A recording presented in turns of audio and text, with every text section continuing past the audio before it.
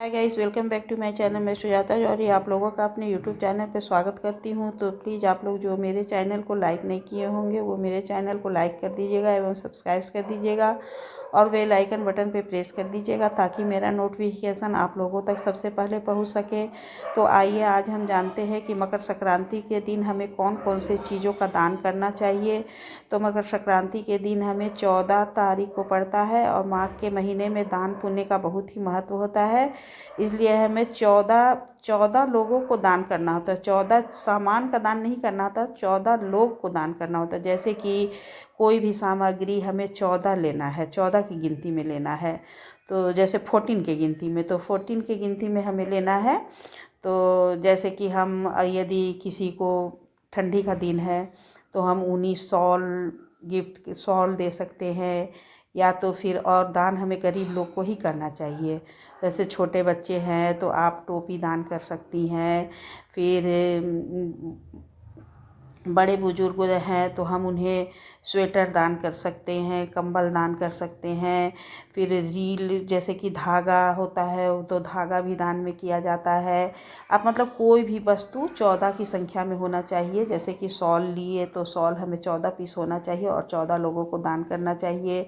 यदि धागा है, रील है, तो हमें रील भी, जैसे कि प्रत्येक साल आप एक एक सामान का दान करिए। ये नहीं कि मैं हर साल हमें माचिस ही दान करना है या हर साल हमें धागा ही दान करना है।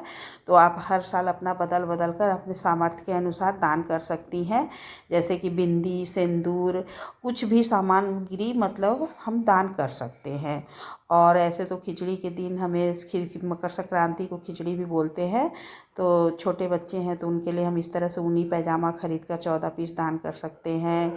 या तो फिर आप मोजा 14 पीस दान कर सकती हैं, तो ये गरीब लोग को हम दान कर देंगे। छोटे बच्चे हैं तो टोपी आप 14 पीस लेकर दान कर सकती हैं। मतलब आप जो भी सामग्री हो, आपकी जो सामर्थ्य हो उस तरह से दान किया जाता है। बर्तन हो गया, दिया हो गया, बहुत से मतलब कोई भी सामग्री आप दान कर सकते हैं।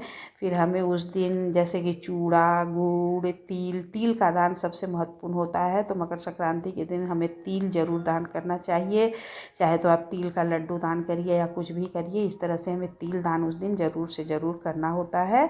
और इस तरह से हमें जैसे कि खिचड़ी का सामान दान करना होता है, आलू, गोभी, मटर, चावल, उड़द का दाल, और ये सब सामग्री भी हमें दान करना होता है। तो आप जैसे कि मटर भी किसी को एक एक पाव का प्लास्टिक में बांध लीजिए, उसको आप किसी 14 लोग को थमा दीजिए।